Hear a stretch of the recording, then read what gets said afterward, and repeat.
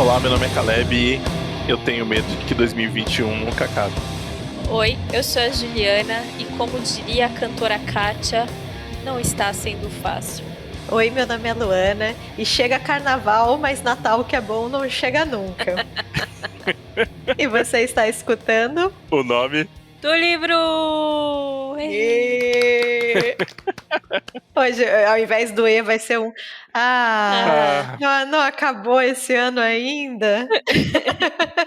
Eu gosto que nos primeiros episódios que a gente fez do podcast há 3 anos atrás, a gente fazia frases engraçadas, piadas. Agora é só, eu não aguento mais, não acaba nunca. Mas se você tá em 2021, dezembro de 2021, e tá aguentando, é porque você não tá entendendo o que tá acontecendo na sua volta. Ai, gente, acaba logo esse ano da peste, né? Pelo amor de Deus. Eu já fui invadida pelo falso otimismo, que possivelmente a gente vai dar risada daqui a um ano, de que 2022 vai ser melhor, tem que ser melhor. Vai ser melhor. eu continuo com a minha meta de só torcer pra que acabe, assim, aí 2022 na verdade foi melhor, foi um pouco melhor, já vai ser melhor, então assim, a expectativa é baixa, assim, é do tipo, ou o ano comece e não seja 2021. Ai, já tá bom, né? Vocês estão cansados? Como é que vocês estão aí? Estamos gravando dia 7 de dezembro aqui, como vocês estão? Apenas, não, assim, dia 7 de dezembro, ou seja, apenas 68 dias antes de terminar, né, 2021, porque é o que parece. Na nossa contagem regressiva aqui. Comentem com a gente como que tá aí, manda um força, manda um joinha, manda energia boa aí que... Não, e foi engraçado, né, porque, assim, eu trabalho numa editora, né, e aí a gente pensava assim, não, olha gente, depois da feira da USP vai melhorar, vai ficar mais calmo. Aí acabou a feira da USP, aí falou assim, não gente, ó, depois do último evento, que a gente faz muito evento online, né, no YouTube.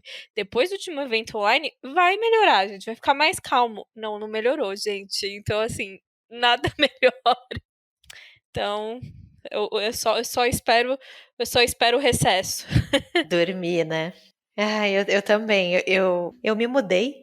Tô numa nova casa aqui provisória e as minhas gatas odeiam mudanças. Elas se mudaram esse ano 6 vezes, mas elas continuam odiando. Pô, já podia ter acostumado, né? Não acostuma, elas odeiam. E aí, nossa, é uma choradeira de madrugada, e uma bateção de armário, e um corre pra lá e corre pra cá, ninguém dorme nessa casa. Tô aqui há 2 dias, estamos há 2 dias sem sono, né? Esperando normalizar essa noite, senão vou abandonar na praia.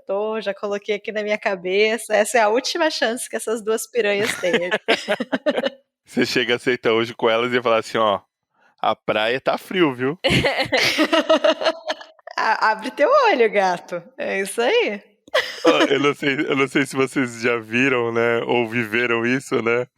Eu não acho que eu vivi, mas eu acho que eu vi, na verdade, a criação, né, de crianças dos anos 80, 90, começo dos anos 2000, que usava desse, ó, eu vou te deixar aqui, viu? Se você Opa! não se comportar, Opa! Com certeza! se você não se comportar, eu vou deixar você aqui.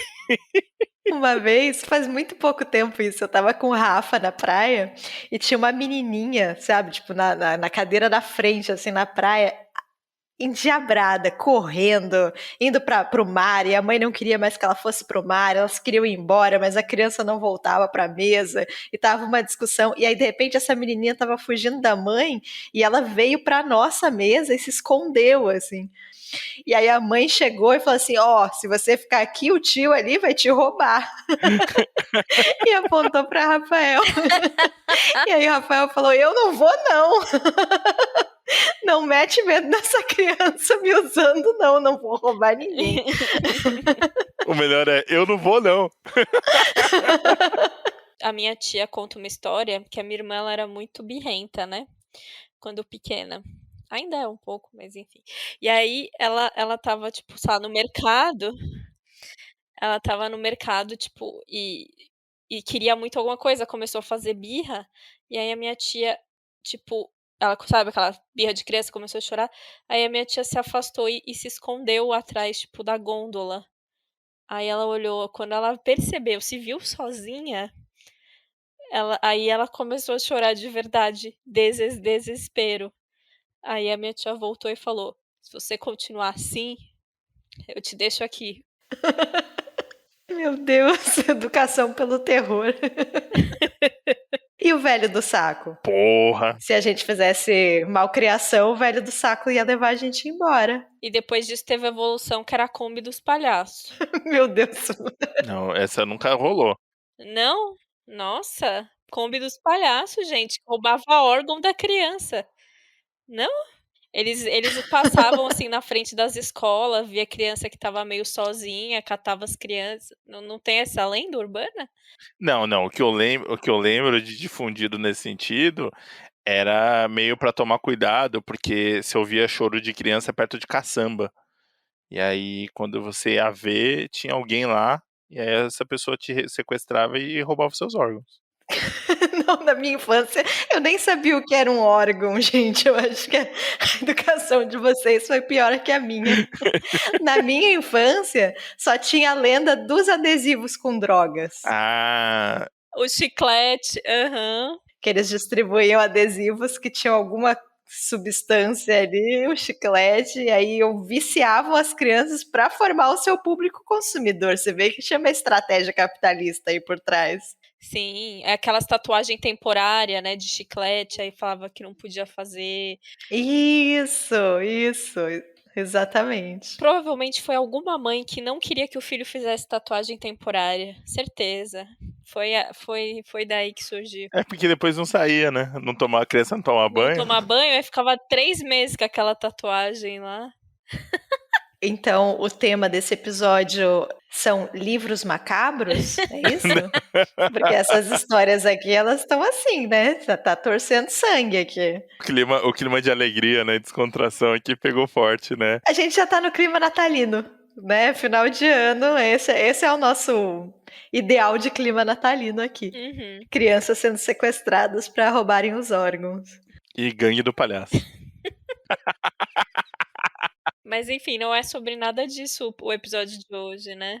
Há muito tempo atrás, acho que ainda em 2020 ainda, no começo da pandemia, a gente fez um episódio citando livros pouco conhecidos. A gente fez uma lista, eu fui ver a lista é bem legal dos livros, então recomendo aqui o episódio para quem ainda não ouviu. E aí a gente resolveu fazer a parte 2 desse episódio. É lógico que o que é pouco conhecido ou não é baseado inteiramente na nossa opinião, né? Sim. Então acho importante que tenha essa ressalva aí, essa classificação, que é o que vale, na verdade, né? Enfim, para você que, se por acaso estiver ouvindo o nosso episódio agora, enfim, seja bem-vindo, né? Mas aqui a gente decide o que é bom, o que não é, o que é conhecido, o que não é, baseado em critérios profundos. Como o Caleb já deixou claro, né, baseado em critérios pessoais e absolutamente questionáveis, livros pouco conhecidos ou livros que nós gostaríamos que outras pessoas conhecessem mais, né, que estamos aqui sozinhos, sem ter com quem discutir, sem ter com quem conversar. Acho que é um bom critério também. Que livro que vocês adoram, que vocês não encontram companhia para o debate? É um bom subtítulo esse. Quem começa? Eu começo. Então vai, Caleb. Eu vou falar de um livro aqui que eu acho que talvez, eu não sei se eu já falei ou não olhei na nossa lista mágica, peço desculpa, mas quero ficar na ilusão de que eu não falei, né?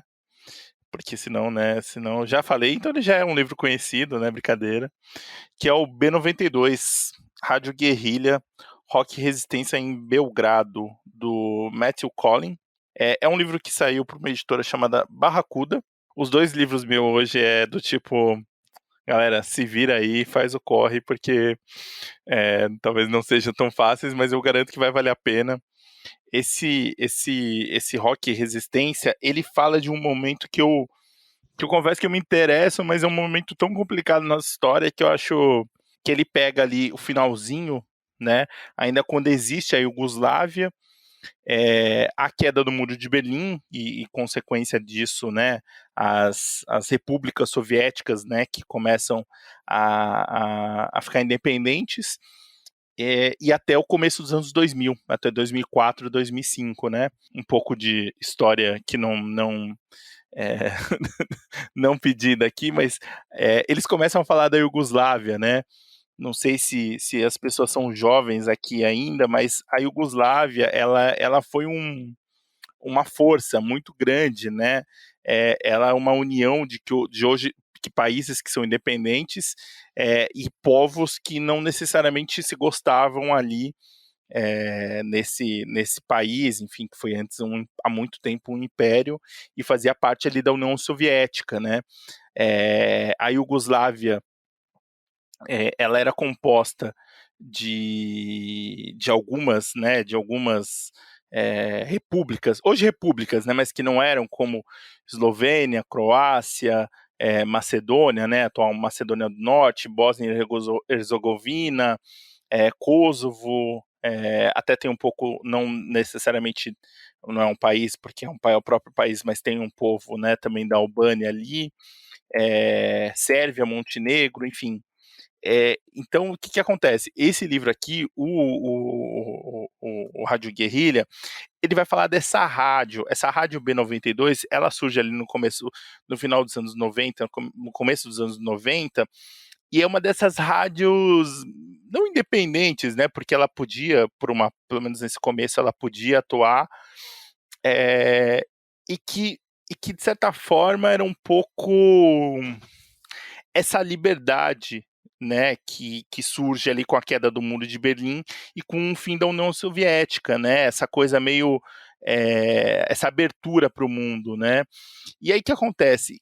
Só que assim, ao mesmo tempo eles começam a tocar um rock que não tocava antes, então tem um pouco dessa efervescência do grunge, do underground ali do final do meio dos anos 80, e é meio fascinante, porque essa rádio, ela acaba sendo um refúgio, né? Um refúgio para as pessoas, para ouvir uma voz um pouco diferente. Por quê? Porque tem as questões políticas aí, e aí a gente passa desde o começo, né? Com logo, né, em 91, com a Eslovênia e a Croácia, né, declarando independência da Iugoslávia.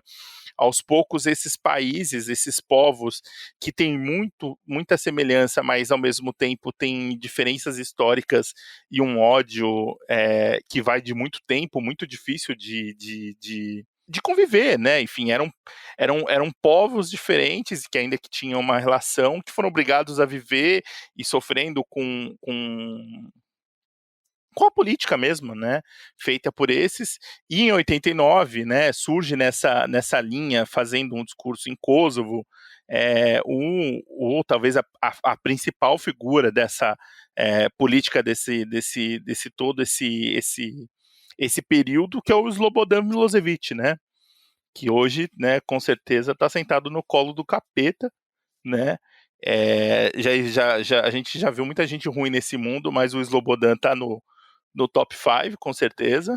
E o Slobodan Milosevic é esse cara, né, primeiro que ele era uma figura, obviamente, do Partido Comunista ali da União Soviética, uma figura importante. Ele começa a se destacar, ele começa com uma onda de um discurso nacionalista que vai tomando o Kosovo, enfim, todos os outros, e cara, as consequências são terríveis, né? Enfim, a guerra no começo com a Croácia, depois mesmo, né, a separação dos outros, né, dos outros, entre eles a Bósnia, ali nos anos 90, no meio dos anos 90, a guerra mesmo, né, dos Balcãs, enfim, é terrível, gente, assim, cara, é muito assustador, assim, lendo o livro hoje, a gente sabe que existem conflitos no mundo e tudo mais, mas assim, o que aconteceu na Iugoslávia, nos Balcãs, com a Sérvia, com todos esses países, assim, é simplesmente assustador. Se a gente pensar que isso aconteceu há menos de 30 anos, 20 anos. Houve uma desintegração da Iugoslávia, né, desses povos, Kosovo, como eu falei, né, Sérvia, Montenegro, e o livro é muito curioso, porque é isso, o livro ele passa sobre tudo isso, sobretudo na figura do cara que é o responsável, né, pela rádio, que acho que é o Matic. E esse cara, e assim, em algum momento a rádio, obviamente, fica meio quase ilegal, só que eles tentando ser uma voz diferente, sabe? Uma voz pacifista no começo dos anos 90, depois uma voz consciente, só que é isso, né? as brigas, as rixas, as diferenças que não são tão diferentes às vezes entre todos esses povos é muito gritante e acontecem massacres assim que são terríveis. Então o livro ele narra de um modo muito talvez tentando entender o momento, assim, sabe? Sem às vezes tomar tanto. Lógico, ele fica um pouco do lado dos sérvios, talvez, pensando porque a rádio é de lá, né? Enfim, tudo mais, mas eu confesso que eu acho fascinante, assim. Eu sei que a gente tá falando, aqui no caso, tá falando de música, de uma rádio e tudo mais, mas tem umas relações com o futebol que eu gosto e me interessam muito. Entre elas, uma das coisas que estoura mesmo, que estoura o começo desse conflito é exatamente um confronto de futebol, né? Assim, ali na Croácia. E é uma parada, assim, assustadora. Eu já vi uns vídeos sobre isso, que é entre o Dinamo Zagreb e o Estrela Vermelha de Belgrado, né? Com a torcida, entre sérvios e croatas, assim, isso em 90 mesmo.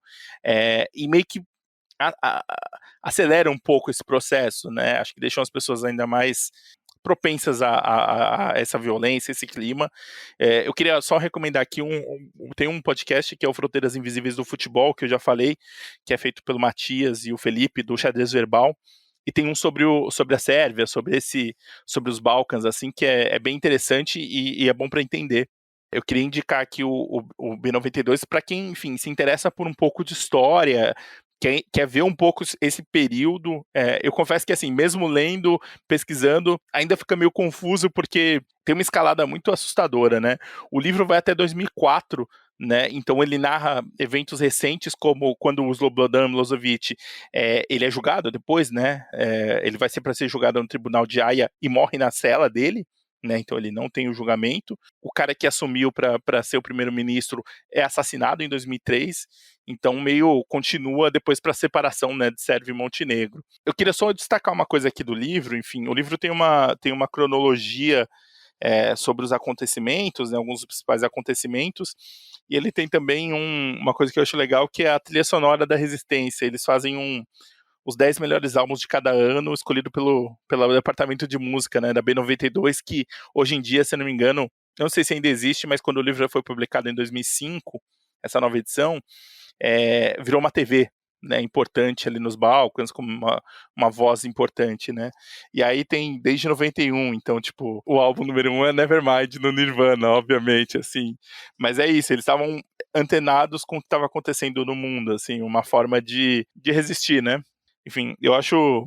É uma delícia de ler, assim, só que é isso, né? Vai te deixando um pouco angustiado, porque, cara, é muito pesado, né? Assim, o que aconteceu lá e ainda acontece, né? A gente sabe que não tá tão longe, mas esse nacionalismo é meio assustador, né? Essa ideia de patriotismo é algo que a gente se aproximou, não necessariamente com guerra civil, mas se aproximou de uma forma bem preocupante aqui desde da eleição né, do presidente que tá aí, né?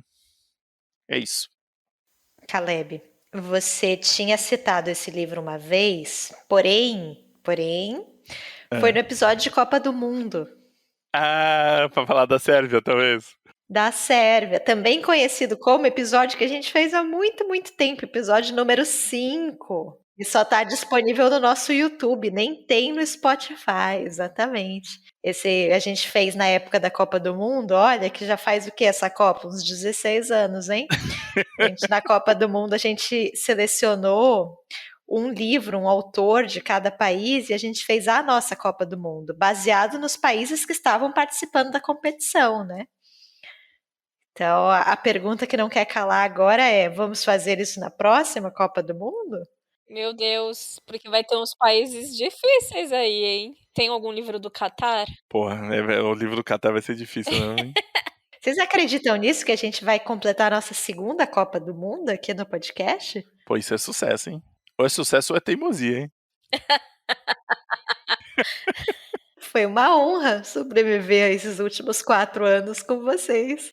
Com certeza. Definitivamente nos ajudou, viu? E a nossa Copa do Mundo foi vencida pela Colômbia.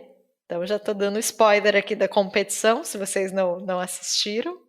Mas Gabo ganhou. E tem só um detalhe aqui, só um detalhe de futebol, a gente tá gravando ainda, né, antes, acabaram as eliminatórias na Europa, E agora vai ter a repescagem, né?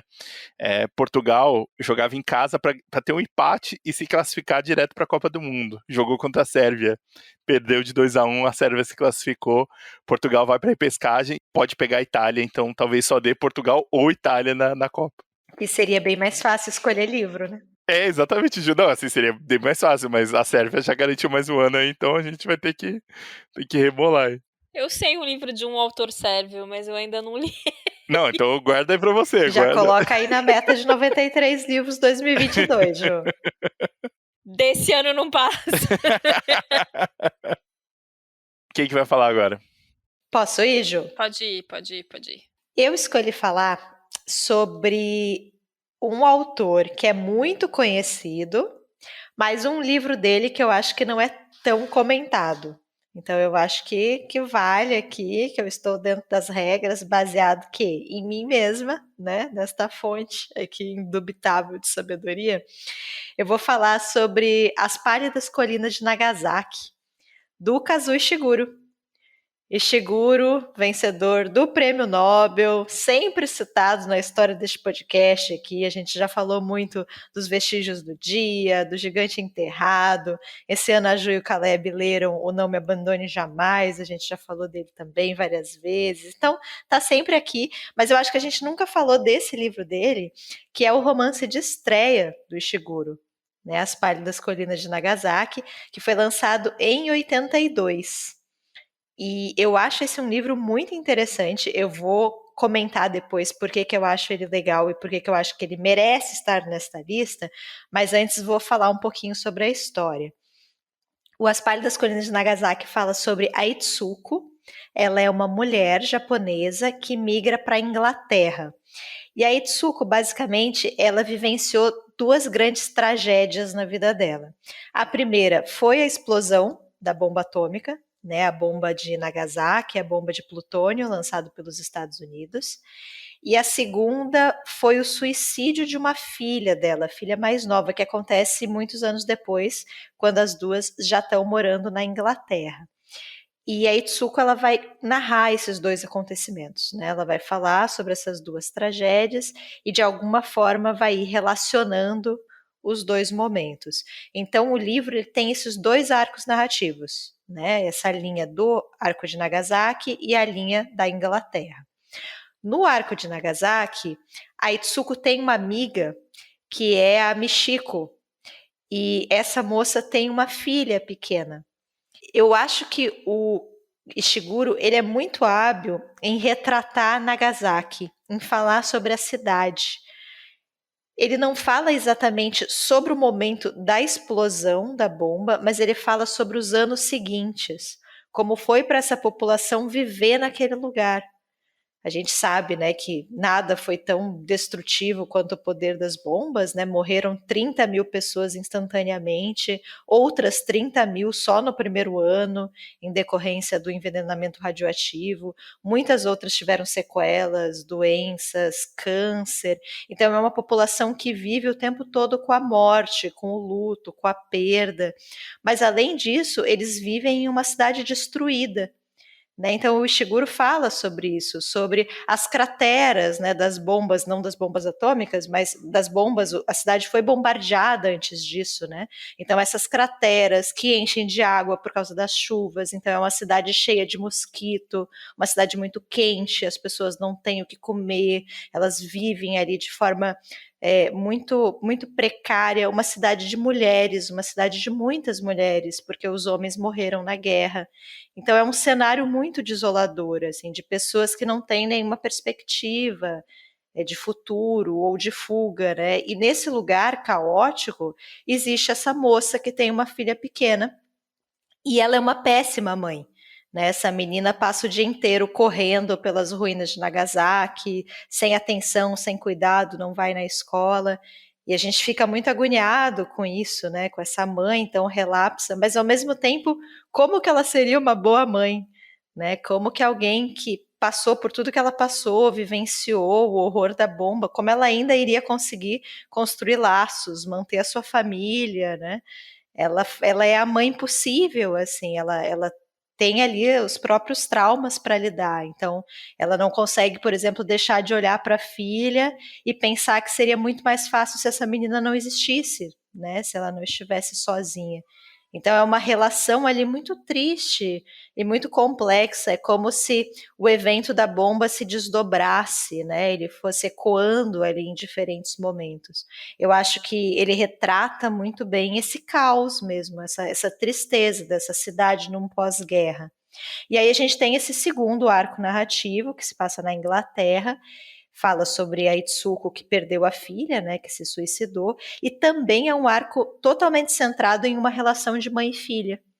Então é uma história que trabalha muito com esse tipo de relação, né? A Itsuko tentou ser uma mãe melhor, né? Dar mais atenção para a filha, mas mesmo assim a menina tomou essa decisão, né? De se matar.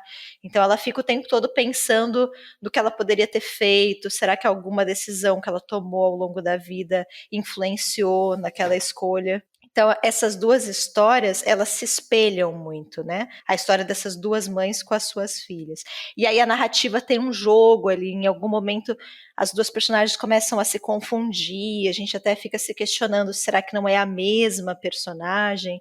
Mas eu particularmente acho que não, eu acho que é o Ishiguro brincando muito com a questão da memória, né? Essa personagem mais velha narrando os fatos passados, então ela já não tem mais muita certeza, ela se confunde. E esse é um tema muito central para o Ishiguro, né? A memória. Eu acho que há algum tempo atrás, acho que o Caleb falou isso, né? A memória é muito importante para ele, como que a gente lembra das coisas, né? O que a gente lembra, como que a gente lembra e como a gente vai ressignificando o passado a partir do que a gente está vivendo no presente. Então, é muito legal, e é por isso que eu acho que esse livro deveria ser mais comentado, como no livro de estreia do autor, os temas que são importantes para ele já estão ali. Ainda tem ali alguma coisa mais imatura em relação à forma, ele ainda está experimentando algumas coisas, mas essa questão da memória já está muito presente. E eu acho que é um livro muito legal também, porque é um dos únicos livros do Ishiguro que se passam no Japão. Né? O Ishiguro, para quem não sabe, ele nasceu em Nagasaki. Então, quando ele escreve esse livro, ele está falando sobre a cidade natal dele, né? Mas ele se muda de Nagasaki com a família aos 5 anos de idade. E aí ele vai morar na Inglaterra. Né? Ele cresce lá, ele escreve em inglês, ele é um cidadão inglês, né? Gente, ele escreve sobre mordomos, sobre internatos. Então, assim, eu acho que ele está muito dentro ali de uma literatura inglesa. Mas ele tem essa história, né? Ele é um migrante, tem a história da família. Então, eu acho que nesse livro ele trabalha muito isso, né? A questão desse trauma da população japonesa. E isso é raro nos livros do Ishiguro.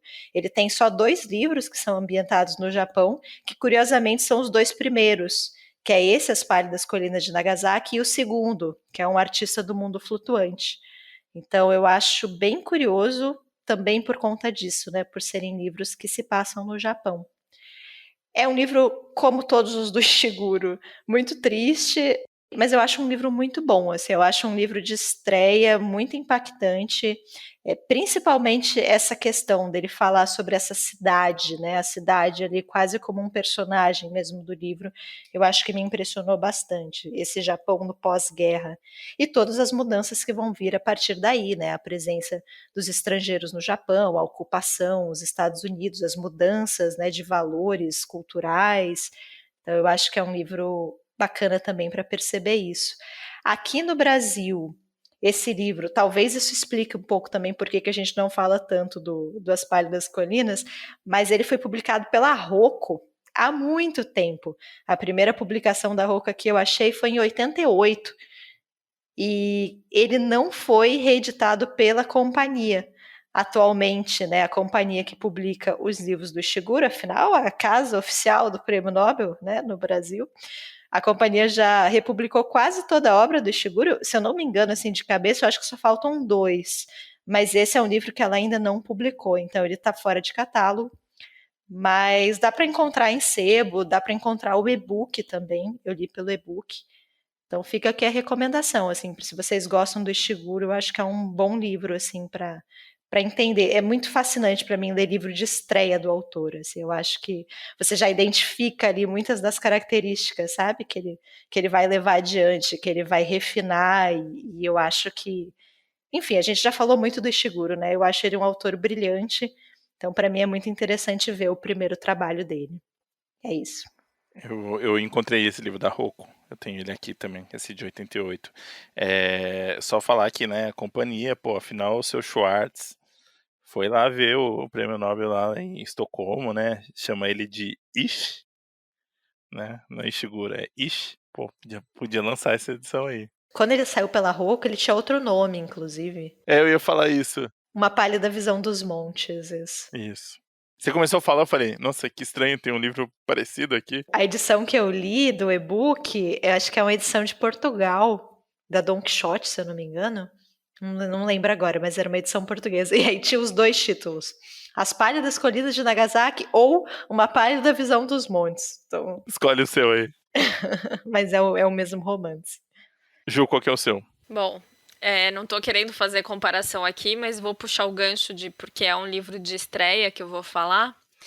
É uma autora jovem, né? Ela só tem 3 livros lançados, mas eu acho que o primeiro é o melhor livro dela. Quer dizer, eu não li o terceiro livro, né? Mas enfim, do outro livro, assim, o primeiro livro dela eu gosto muito mais, que é o Teta Racional, da Giovanna Madalosso, né? Esse livro saiu pela editora Grua, e foi meio que a Grua parece que... Eu não sei se ainda tem isso, mas ela fazia uma espécie de concurso, não concurso, né? De prêmio literário, né? Você mandava seu original e aí as pessoas que eram premiadas eram publicadas, né? E a Giovanna Madalosso publica esse primeiro livro dessa forma, né? Que é a segunda temporada de Originais da Grua. E aí é um livro de contos da Giovanna, que ela ficou muito mais famosa, acho que a partir do seu segundo livro, que é o Tudo Pode Ser Roubado, que saiu pela Todavia, e atualmente ela foi até indicada a alguns prêmios pelo Hotel Tóquio, que está sendo bem elogiado até. O Tudo Pode Ser Roubado eu acho um livro divertido, mas é totalmente diferente do Teta Racional. Assim, muda totalmente, assim. Até acho que o jeito de narrar, assim, eu fiquei bem impressionada quando eu li.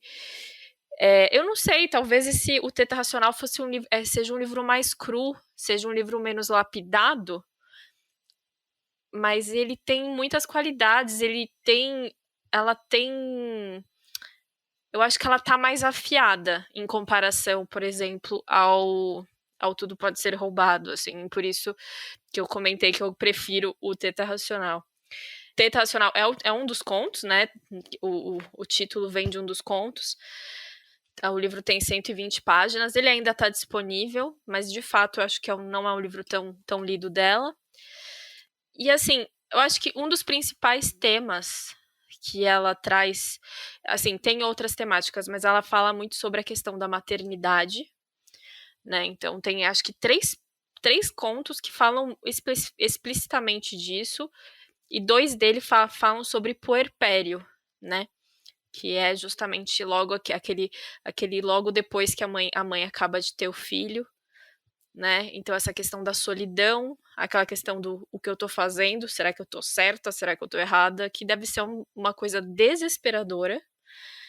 É esse momento que, enfim, você precisa de ajuda, mas às vezes você não tem essa ajuda, você não tem o pai do seu lado, você não tem uma família perto de você. E um dos contos, que é o primeiro, inclusive, que é o XY, fala um pouco sobre isso, né? Que é essa meio que acaba sendo uma gravidez acidental que vira uma gravidez independente, porque o cara simplesmente some. E aí vai falando sobre justamente dessa solidão e dessa... Porque é isso, né? A gravidez acaba que também você vai pular no abismo, né? Você vai pro desconhecido, né? Por mais que você leia sobre, que você... É uma vida que tá ali na tua mão, então... Tipo, eu acho que não tem muito como você se preparar para aquilo, sabe? Você pode se cercar de algumas coisas, mas, enfim, você tem que estar aberto pro imprevisível e tudo mais. E o Teta Racional já fala sobre essa mulher que é uma publicitária, ela já tem o bebê é um bebê de meses e ela tem que voltar para a agência de publicidade, né? Mas ela ainda amamenta, então tem essa questão da amamentação e do chefe.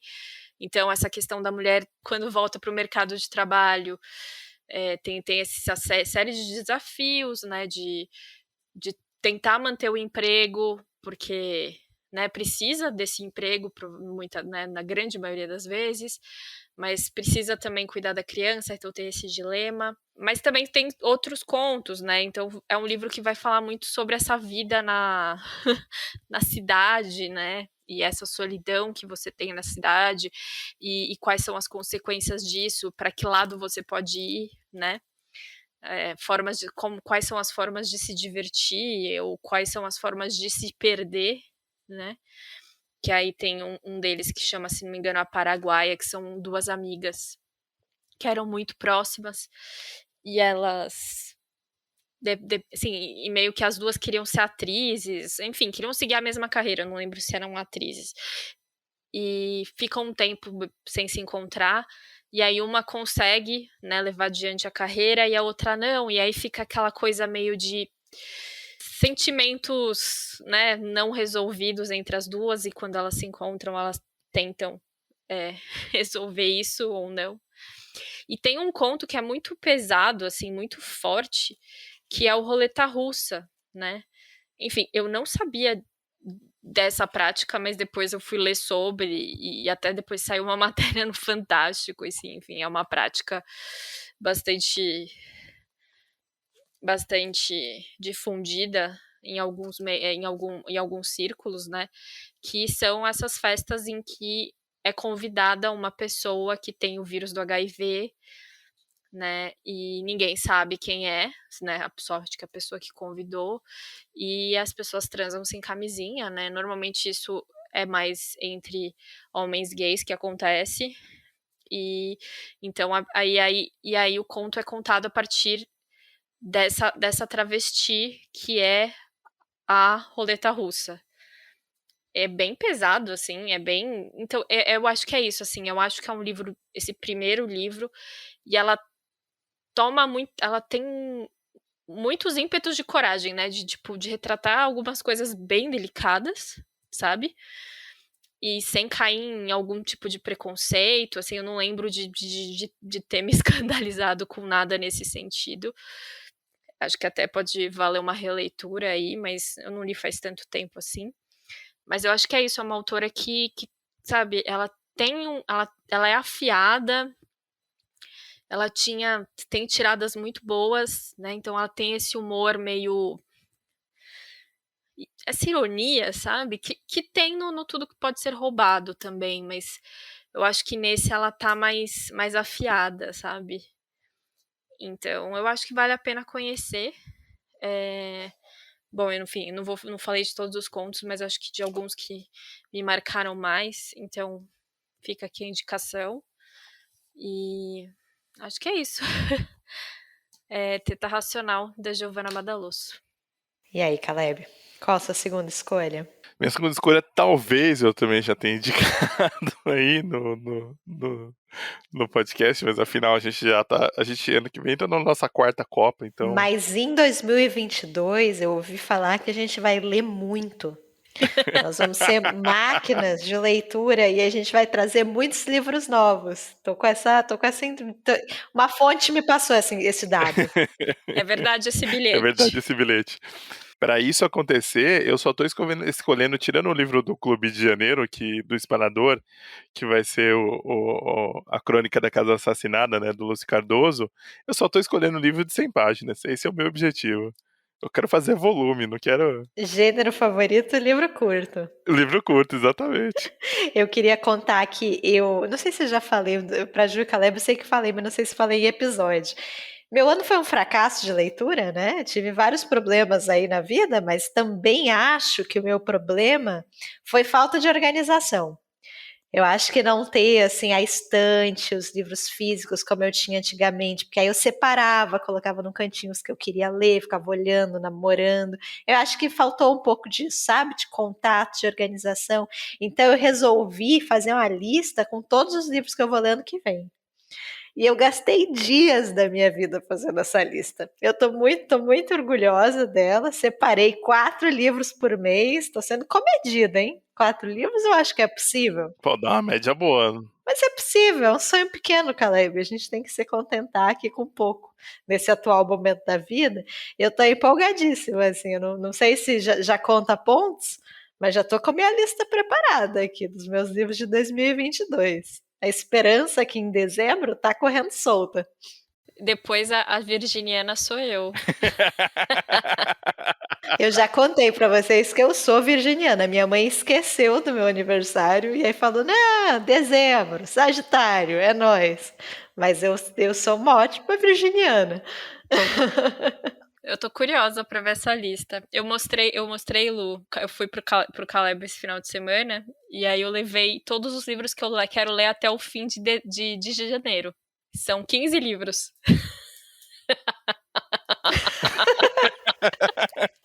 Sendo detalhe. Além da crônica da Casa Assassinada dos Cardoso, como eu falei, a gente comprou um quadrinho chamado Berlim, da Veneta. Que tem 40 páginas, né? Isso. 40 vezes 20, assim. Ele é um calhamaço, assim, gigantesco. Tem 600 páginas. Eu tô lendo já, tô gostando bastante, inclusive. Ju, mas o problema é que aí você coloca essa meta impossível, não cumpre e já começa 2022 desmotivada. Eu falei, tem que dar prioridade, Juliana. Qual que é o que você precisa ler e que você vai gostar de ler? É isso aqui, ó. Aí você faz uma nota de corte. Vai dar tudo certo, gente. Se tem uma coisa que esse ano da peste ensinou, Ju, é que não vai. Não vai. Coloca uma meta pequena aí, pelo amor de Deus. Não, isso só tem coisa boa. Só tem coisa boa. A gente tem que fazer as nossas propostas de leitura pro ano aí. Planos para fracassar, né? Vai sair esse episódio. Em janeiro a gente faz. Vai sair. Vai sair. Mas tergiversamos aqui, Caleb. Desculpa. Qual sua escolha? Vai. Continue. A minha escolha é um livro que eu gostei muito e eu tenho a impressão de que está esgotado, mas assim, é o famoso dá seus pulos aí que você consegue, que é um livro de um historiador americano chamado Howard Zinn, chamado Você Não Pode Ser Neutro num Trem em Movimento. Foi publicado aqui pela L-Dopa, né, em 2005 ainda. O Howard Zinn morreu em 2010, né, teve uma vida longeva. Por que eu coloquei ele aqui hoje, né? Acho, enquanto eu pesquisava sobre esse episódio, quem me deu essa dica desse livro foi a Ju. Falou, pô, você podia falar desse e tal, que foi muito importante para mim. Eu li a introdução de novo dele, que tem na internet, e eu fiquei meio pensando, assim, porque o Howard Zinn foi um professor, né? Foi um historiador, né? Ele lutou. Ele conta. É um livro de memórias dele, né? Só que ele vai falar um pouco de como ele tentou lutar, como ele tentou lutar pelo que ele acreditava, né? A ideia de fazer um mundo melhor. O Howard Zinn, com 20, 21 anos, ele vai lutar na Segunda Guerra. As consequências de lutar na guerra são coisas que para ele pegam muito forte, né? Enfim, você tá numa guerra, você tá nessa situação. Tanto é que isso cria nele esse sentimento do antimilitarismo, que é o que vai levar ele a protestar em diversos momentos, né, na história dos Estados Unidos, por exemplo, contra a Guerra do Vietnã, depois a Guerra do Golfo, e em alguns outros momentos, né. O Howard Zinn ele é muito ativo, né, ele lecionou próximo, né, ele lecionou em alguns estados americanos, né, as experiências dele, principalmente se envolvendo com um movimento de direitos humanos, na luta pelos direitos civis, né, em Atlanta, Albany, Geórgia, Selma, né, Alabama, Jackson, Mississippi, né, são cidades por onde ele teve atuando com outras pessoas. Ele fica famoso, entre aspas, né, porque ele lança um livro de história, né, chamado A História do Povo, né, dos Estados Unidos, né, desde o começo, e ele meio faz umas críticas meio, não, assim, não óbvias, mas acho que talvez olhando em perspectiva hoje, esse livro acho que sai dos anos 70 para 80, acho que são coisas que a gente já viu, falando principalmente de Cristóvão Colombo, né, de como, na verdade, ele era ganancioso, ele explorou os índios, enfim, algumas outras coisas, e não foi muito bem aceito em alguns círculos, né, e o livro meio que estoura, né, tem várias edições, né, o livro tem, na década, depois que o livro foi lançado, passou por 24 edições, vendeu quase 300 mil cópias, foi chamado para falar ao longo dos, né, em vários lugares dos Estados Unidos por conta desse livro, né, de ter sido adotado. E o livro, né, esse livro que mais especificamente que eu estou falando, ele vai falar dessa experiência dele, né, ele fala que ele tenta ser otimista e alguém pergunta, fala, pô, mas com o mundo do jeito que tá tão difícil, tão horrível, como é que você consegue ser otimista, né? Como é possível continuar acreditando? E ele fala muito dessa ideia de você tentar lutar pelo que você acredita, né? E é um livro, é, ele é cativante, assim, não só por dar esse panorama, ser um pouco dessa história dos Estados Unidos, né, passando por esses eventos, vamos dizer assim, mais famosos, né, mas principalmente porque essa ideia de como a gente pode, às vezes, começar a lutar, né, muito engraçado que ele está dando, ele, entre as muitas vezes que ele foi preso, né, por conta dos protestos e tudo mais, ele é chamado para depor e ele tá dando uma aula sobre, não é anarquismo, né, mas assim, meio do tipo, de você se rebelar ao sistema, né, enfim, de você, nesse sentido, e tipo, era justo na aula, e aí ele dá a aula e vai preso, né, e eu achei engraçado, né, ele falou, pô, eu não podia estar dando uma aula sobre desobediência civil, era isso que eu tava querendo lembrar, enquanto eu precisava ir pro juiz, né, enfim, ir lá, né, enfim, e tudo mais, assim. O livro é muito realmente otimista, assim, e acho que talvez o que mais me pega é essa sensação, que até tem a ver com o título, né, eu adoro esse título, assim, ele, eh, "Você não pode ser neutro num trem em movimento", algo que eu penso diversas vezes, né, não necessariamente, consigo ter esse ativismo, né, essa ideia, mas o próprio Howard Zinn, ele tinha uma ideia de que ele não acreditava nessa ideia a criança é uma folha em branco e tudo mais, ele falava que nas aulas dele, ele falava que ele dava a versão dele das coisas, né, de que, isso entrava em contato com as próprias experiências, e ele acreditava que os alunos, os estudantes pudessem ter as próprias opiniões a partir de então, né. Eu acho isso muito curioso, assim, dele, né. E ele fala dessa ideia, né, do trem, porque a ideia é os eventos, né, eles já estão em movimento numa direção meio quase que mortal, sabe. E ser neutro, significa que você aceita isso, né. Eu gosto muito dessa ideia de que as coisas, elas já estão acontecendo, né. Não tem como você ser neutro diante de tudo que acontece, sabe. Isso não existe, e de certa forma a gente precisa, se você não concorda, você precisa se movimentar, sabe.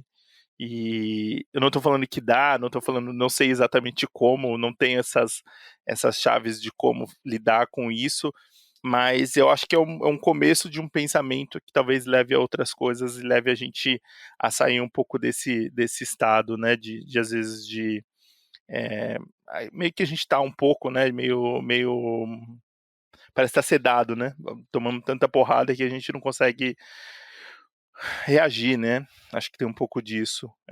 Enfim, fica aqui a recomendação do livro do Howard Zinn, é um livro de 200 páginas, 200 e poucas páginas, é uma autobiografia, mas que ele fala muito dessas circunstâncias e do que ele viveu, das vivências dele e dessa ideia de que a gente precisa fazer alguma coisa e ainda é possível e ter um pouco de otimismo.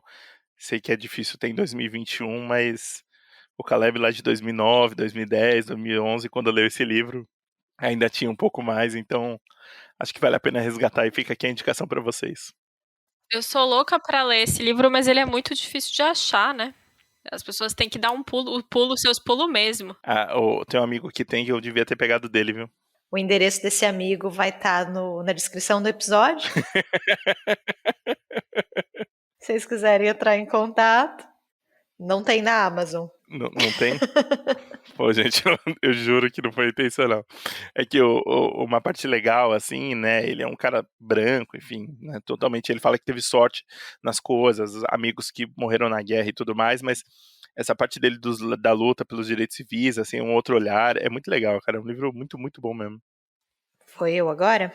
Você, Lu. O segundo livro que eu escolhi é um livro que eu amo, eu amei quando eu li, e eu sempre penso em colocar ele aqui no podcast. Ele já teria entrado em várias listas, inclusive na lista clássica aqui do podcast, de Bafão Familiar, mas eu não coloco ele porque ele tá com a edição esgotada. Mas já que esse episódio aqui é de livros pouco conhecidos, subtítulo Vocês que Lutem, né? Se o Caleb já colocou aí o livro impossível dele de achar, vou colocar o meu também. Acho que é legal, assim, dá para conhecer o autor, tem outras coisas do autor que são mais fáceis. Eu li esse livro da biblioteca do Centro Cultural São Paulo, então às vezes tem uma biblioteca aí perto de vocês que tem esse livro. Mas enfim, eu tô falando do O Amante, do Abraham Yehoshua. Eu lembro que eu li esse livro, foi o meu primeiro livro de 2019, assim, primeiro, eu estava viajando, eu lembro exatamente quando eu estava lendo esse livro, e eu adorei, assim, sabe quando você lê o livro no início do ano, e você já sabe que ele vai ser um dos melhores do ano, assim, você nem tem ideia do que você vai ler ainda, mas você já sabe que aquele livro com certeza vai estar no seu top 5. Eu gostei muito desse livro. Ele é um bafão familiar clássico, porque envolve um triângulo amoroso. Então, como o próprio título sugere, né? A gente tem 3 personagens no livro, que é o Adam, a Ásia e o Gabriel. Gabriel, o amante, né? Então, temos um marido, uma esposa e um amante. Mas o curioso aqui é que esse amante, ele é arranjado pelo marido. O marido, ele acredita que ele não consegue mais fazer a esposa feliz e ele quer que ela seja feliz. Então ele traz essa pessoa para dentro de casa e assim, não tem a ver com sexo ou só com sexo. É algo mais complexo, assim, é a possibilidade dela de ter um laço afetivo com alguém, sabe? De se aproximar, de ter algum tipo de vínculo, de ter uma companhia que ele acha que ele não pode mais proporcionar. Então existe aí essa relação entre esses personagens, essa família que se cria bastante disfuncional. Só que aí tem uma guerra, né? Eu não citei ainda, mas o Yehoshua é um autor israelense e a história de Israel é uma história de guerras, né? De conflitos sem fim. Então tem uma guerra que nesse caso é a guerra do Yom Kippur. E nesse momento da guerra, né? Que se eu não me engano aconteceu em 73. O amante, né, o Gabriel, some, ele desaparece, ninguém sabe se ele foi convocado, se ele fugiu da guerra, ninguém tem certeza do que aconteceu, mas ele desaparece, e aí essa família vai sentir, né, essa ausência, vai sofrer com a ausência do Gabriel. Então o livro vai se desenrolando a partir disso. Esse é um livro que tem esse bafão familiar na camada de cima, né? Mas que se você olhar aqui uma camada abaixo, ele fala muito sobre a sociedade israelense.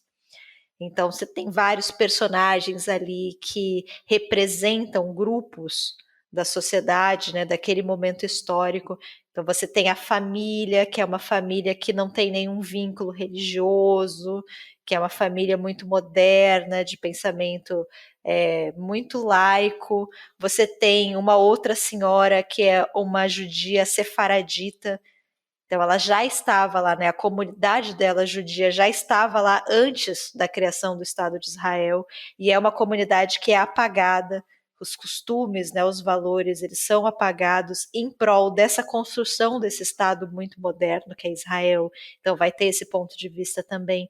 Tem uma voz, tem um personagem que é árabe, que é o Naim, que é o meu personagem favorito do livro, é irmão de um homem que participa de um ato terrorista, que joga uma bomba na Universidade de Jerusalém. Então tem esse ponto de vista também. É muito interessante, assim, como ele vai falando sobre a sociedade daquele momento. E eu me empolgo muito com esse livro. Uma das coisas que eu mais amo em literatura são vozes narrativas. Assim, eu acho que é muito raro um autor conseguir fazer isso bem. Acho que os autores que conseguem, eles são assim incríveis e excepcionais.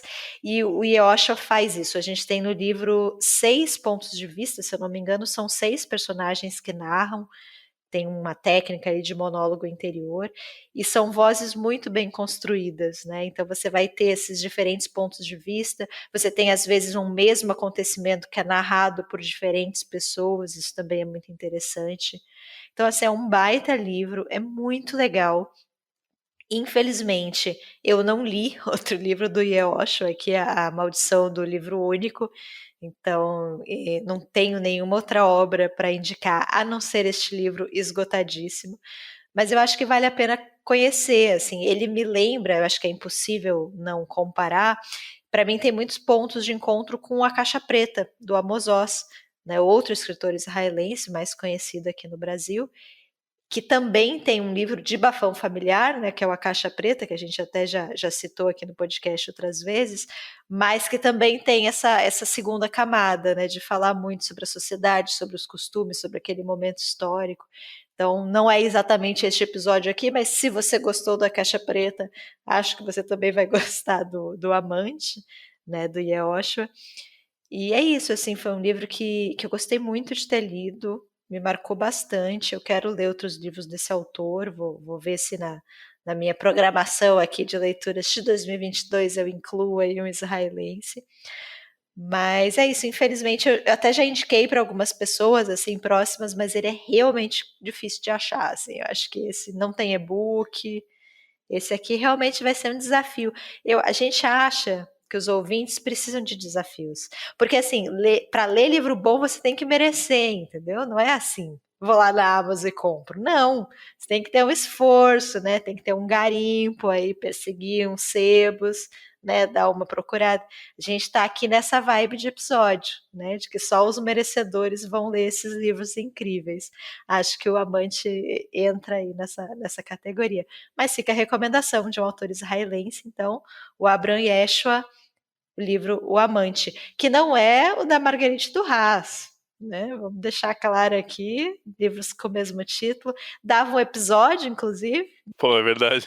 E os dois, O Amante, são ótimos, né? Eu gosto muito dos dois, mas não é o da Marguerite Duras, é outro, também muito bom. O da do hoje é fácil de achar, hein? Hoje tá editado, né? Tem Tuskets, tem sebo, né? E faz parte desse gênero maravilhoso de livro curto, né? É. Puta, entra com perfeição. Esse do Yeshua, eu comecei a ler, mas aí eu lembro que eu me atrapalhei durante o semestre, mas ele tem numa biblioteca aqui de São Paulo, que eu não vou dizer qual. Se você mora em São Paulo e quiser procurar, vá, caça ao tesouro aí. Mas o do Zilli, eu acho que eu vou depois procurar no sistema de bibliotecas, porque assim, eu não tô achando nem o PDFão, gente. Nem a pirataria chegou nesse livro. Então, se você conseguir ler, ou foi um delírio do Caleb, ele inventou esse livro. Não, tem capa aí, pô. Até aí, você pode ter criado a capa. Tem capa, tá na internet é verdade, né, Caleb? Se tá na internet é porque existe. A gente elegeu um presidente assim, Caleb. Me poupa, Caleb. Eu vou puxar aqui o gancho de bela capa, então, né? Já que a gente tá falando de capa, a minha indicação tem uma belíssima capa. Eu gosto muito dela. Que é um livro que eu li. Cara, eu achei a resenha, foi uma das primeiras resenhas que eu fiz no blog, no Expanador. Foi lá quando a gente começou, em 2010. Então, eu tô resgatando um livro. Foi um autor que veio pra Flip, ele veio pra Flip de 2009, então eu não vi ele na Flip, mas ele estava na Flip, que é o Colu McCann. É um autor irlandês que vive, acho que nos Estados Unidos, e o livro chama Deixe o Grande Mundo Girar. Ele saiu pela editora Record. Esse eu acho que você encontra fácil. Sobre o que é o livro? Ele se passa, eu acho que é importante dizer qual é o contexto dele. Ele se passa na década de 70, de 1970, em Nova York, quando Nova York estava em plena decadência, tanto econômica quanto moral, assim, né? Assim, os Estados Unidos como um todo, né? Então você tem o escândalo de Watergate, que aconteceu ali em 72, a guerra do Vietnã, que já está em desgaste, né? Assim, o apoio que tinha já não existe mais, porque já foi visto que essa guerra não fazia nenhum sentido, né? Não, de fato não fazia. Esquemas de corrupção, máfia, aquela coisa toda. E Nova York era essa cidade que estava totalmente degradada, abandonada. O Central Park, assim, eu lembro de descrições desse livro falando de como o Central Park era quase meio que um lixão, assim. Obviamente que não, mas assim, um lugar super perigoso, um lugar super onde as gangues iam, e então era um lugar extremamente, não era esse lugar bonito de lazer que a gente vê nas comédias românticas dos anos 90 em diante, né? Então o livro se passa nesse universo, né? Essa coisa bem decadente mesmo, e de pessoas extremamente marginalizadas. É um livro que tem vários pontos de vista, vários narradores. Então ele vai mudando de pontos de vista, né? E ele tem como ponto principal uma cena. Eu não vou lembrar o nome agora do cara. Peraí, deixa eu ver aqui se tem na minha resenha, mas eu acho que não. Felipe Petit.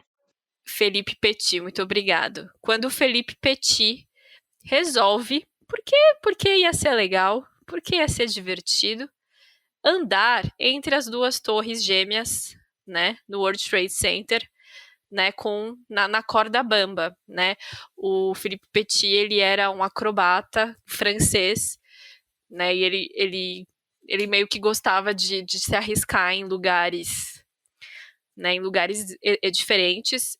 Tem alguns filmes sobre ele, tem um documentário que chama, se não me engano, O Equilibrista, e tem um filme que quem faz ele é o Gordon Levy, né?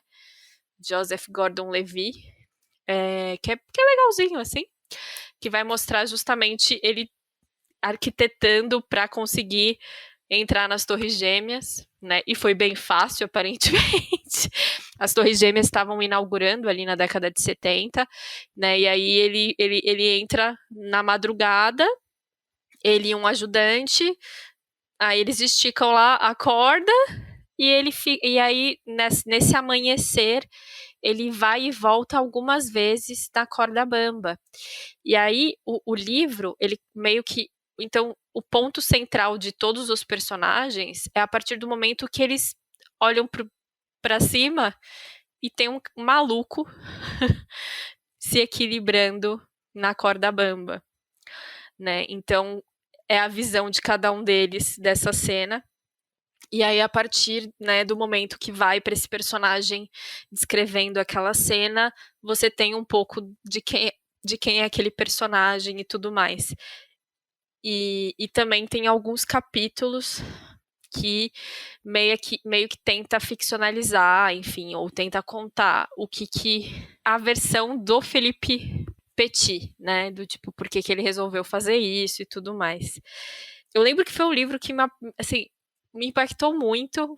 Eu não posso falar que isso é uma coisa banal, porque obviamente não é, mas assim, é um acontecimento totalmente inesperado, assim.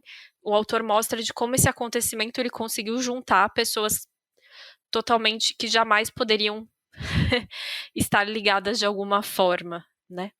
Que vinham de realidades diferentes dentro daquela cidade, né? Porque Nova York é um mundo, né? É uma cidade enorme, e tem de tudo, e já tinha de tudo lá na década de 70. Então, eu gostei muito disso, sabe? E é um livro que ele é pesado, né? Porque a história de muitos desses personagens, né, que vai narrando e depois meio que se apresenta um pouco a história deles, tem histórias muito pesadas, né? Justamente por esse contexto que eu falei, né? Do livro se passar nessa Nova York degradada e miserável mesmo, né? De crise econômica, pessoas que perderam parentes, filhos, maridos na guerra, Então, dessas pessoas que estão realmente sofrendo, né? Mas que naquela manhã olharam pra cima e viram aquele maluco e aquela cena totalmente bonita e estranha e inusitada, né? Que é um cara praticamente voando no centro de Nova York. É muito bonito, assim. Então fica aqui a minha recomendação. Eu lembro que quando eu li esse livro eu fiquei pirada pelo Colin McCann. Eu saí comprando outros livros dele. Ele tem um livro que saiu pela editora Girafa. Esse sim é difícil de achar, eu ainda não li. Mas ele fala sobre o Baryshnikov, que é um bailarino russo foda. E eu sou louca pra ler esse livro, só que ele é um catatal. Esse é um livro catatal, que ele vai falar sobre o Baryshnikov. Acho que é sobre o Baryshnikov agora, enfim. Acho que é. E recentemente ele tava. Eu lembro que, enfim, aí passou, né? Eu fiquei, nossa, esse cara é muito bom, esse autor é maravilhoso. E aí passou, né? Vieram outros livros e tal. E aí, se não me engano, foi ano passado ou retrasado, ele concorreu a um prêmio. Né? Acho que não sei se foi o Booker Prize e qual foi. Eu falei, nossa, Colin McCann, você por aqui, quero te ler de novo. Enfim, ele não levou o prêmio. Mas, enfim, é bom saber que ele ainda produz e aparentemente produz coisa boa. Então fica aqui a minha recomendação do Deixe o Grande Mundo Girar. Eu tenho uma dívida aqui, vou confessar esse podcast. Verdade, Caleb. Vou confessar aqui nesse podcast, assim. Confesse, Caleb. Eu tenho uma dívida com a Juliana, que ela gostou muito desse livro e eu lembro da empolgação. E eu nunca li esse livro, então Eu dei esse livro pra ele. tô aqui reconhecendo minha dívida aqui e no cartório. Ele tá aqui, Ju, tá aqui na pilha do vou ler. Sei, Há 10 anos. há 10 anos. Direto do túnel do Falar tempo. tempo é relativo, né? Tô aqui quase como ir no cartório atestando a dívida, mas ela vai ser paga. Eu já fiquei empolgada aqui, já pensei, poxa, Irlanda, não tá na minha lista, a Ju me deu uma dica, mas não tem e-book, então é pré-requisito da minha lista, não vou ler. Não Ju. tem? Ah, é 2010, né? Não deviam fazer e-book em 2010, né? Que eles saiu em 2010. Podia fazer book retroativo, né? Pois é. Eu acho incrível que as editoras não pensaram nisso antes ainda, né? Ainda não pensaram nisso. E se a gente fizer? Não, pior que a Juliana gostou muito desse. Eu preciso reler pra ver se passa no crivo, se não é problemático e tal, mas eu lembro que eu gostei muito. Que relê, Juliana, que relê. Deixa na memória, mano. A gente nem consegue ler, Ju. Você quer reler ainda. Tá com o tempo sobrando, Juliana? Ele é longo, ele tem umas 300 páginas. 378. Eu tô com ele aberto aqui porque fui ver se... 4 livros. 4, tranquilamente. Se for o Amante da Margarite do Raso, até mais. Até mais, assim. Não quero forçar muito, mas 4 livros pelo menos, vai. Não, de verdade, vai. Mas eu tava disposta, Ju. Eu tava aqui na juventude. Eu ia seguir aqui, ainda ia poder jogar na cara depois. Ó, eu leio os livros, hein? Que são indicados aqui. Mas não vai acontecer, vou continuar sem ler mesmo. Caleb tem o livro, ele não tem essa desculpa, Lu, mas... Na hora de pedir pra você assistir jogo do Palmeiras, ele pede, né, Ju? Pois é. Enfim, a hipocrisia. É isso aí, galera. Valeu. Obrigado a todo mundo. Esse episódio todo é trio desanimado. Tenta encontrar um pouco de alegria. Tirando sarro um do outro, enfim. É a única coisa que nos resta, né? Exato. Mas eu acho que seria legal vocês aí, ouvintes, queridos ouvintes, nos conte qual livro vocês queriam que a gente conhecesse, que talvez a gente ainda não leu. Nos dê dicas, de preferência livros curtos aí, né, pra bater a meta aí. Sejam legais com a gente, mas indique mesmo aí, vamos... Quero saber quais são esses livros, né? Com certeza. A gente acabou de indicar um monte de livro esgotado, que não tem e-book, e a gente ainda quer que os ouvintes sejam gentis com a gente. Em minha defesa, os meus livros estão todos disponíveis, tá, gente? Tem e-book o seu? Não tem, mas tem o livro físico a R$12, Caleb. Não, tudo bem. Só queria jogar essa informação aí. Mas o meu do Ishiguro, a companhia vai lançar ainda. Vocês aguardem que vai acontecer. Aí quando vocês verem, vocês vão falar, já conheço esse livro. Exato. Entendeu? Eu tô aqui ajudando a espalhar a palavra do Ishiguro. É sempre um bom momento para trazer o Ishiguro pra lista, entendeu? É sempre uma desculpa aqui. O meu não tem desculpa. É isso, né? É isso, gente. Estamos encerrando.